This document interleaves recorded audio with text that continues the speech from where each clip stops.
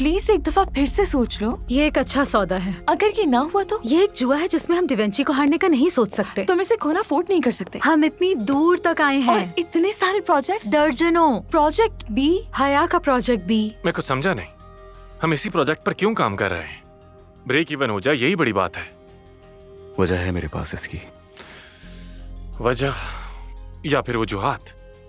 ऐसा ही है। वो अभी भी बहुत पीछे है, किलोमीटर दूर है मेरे प्रोजेक्ट से। वो बहुत पीछे है, इवन मेरे प्रोजेक्ट से भी बहुत पीछे। हया का जहन इस काबिल नहीं है, डूब रही है। हम उसे बचाएं इसकी तवक्को मत करो। मसरूफ है हम। लेकिन वेरी स्मार्ट। दोनों बहुत आगे जाना चाहती हो, क्या बात है, जबरदस्त। लेकिन बुराक के साथ काम करने में कोई एतराज नहीं। वो डिफरेंट है क्योंकि वो बहुत क्यूट है और वो हया है। हया हया हया। एग्जैक्टली। हो गया आप लोगों का? Are you done? जा सकता हूँ? क्या लगता हमने क्या ज्यादा बोल दिया? कहते ना चुप रहने से बेहतर है। एनीवेज, तुम मुझसे क्या चाहते हो? वही करो जो मैंने कहा है तुमसे। समझ गया। Thank you Murad.